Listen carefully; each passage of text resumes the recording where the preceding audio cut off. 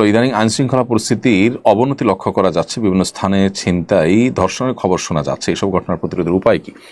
দেখুন, আমরা mob justice বা আইন হাতে তুলে নিতে নিষেধ করি, আবার একই সময় প্রচুর পরিমাণ আইনশৃঙ্খলা পরিস্থিতি অবনতি দেখা যাচ্ছে।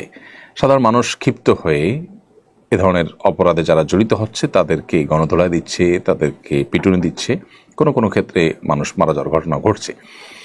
তো কি করা উচিত? প্রথম কথা হলো যে আইনের শাসন যখন দুর্বল থাকে তখনই এই ধরনের পরিস্থিতি তৈরি হয়।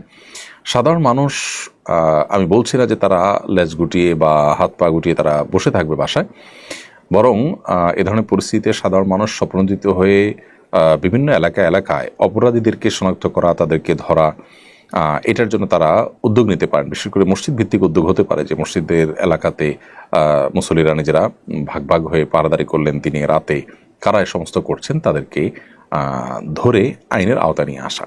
তারা যদি ধরপাকড় করে পুলিশে সোপর্দ করেন তাহলে সেক্ষেত্রে বিচারের মুখোমুখি হতে পারে এবং অনেকটা আতঙ্কিত হয়ে যাবে অপরাধীরা যখন সবাই সতর্ক হবে। আমার মনে হয় এটা আশু সমাধান। আর স্থায়ী সমাধান তো সন্দেহভাবে আমাদের আইনের যে শাসন সেটাকে শক্তিশালী করা। একটা দেশ অস্থিতিশীল হলে আমরা সবাই ক্ষতিগ্রস্ত হব।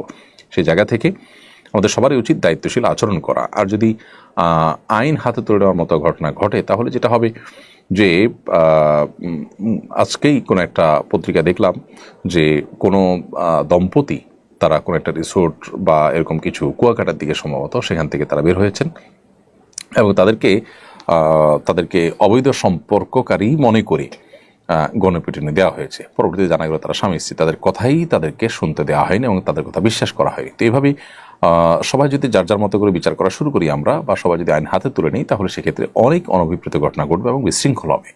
এই জন্য আইনশৃঙ্খলা পরিস্থিতির অবনতিতে আমরা এলাকায় পাহারাদারির ব্যবস্থা করতে পারি স্বপ্নদিত হয়ে। এতে আমরা সওয়াব লাভ করব, আল্লাহর কাছে আজরের আশায় করলে আমরা আজর পাবো, বিনিময় পাবো ইনশাআল্লাহ।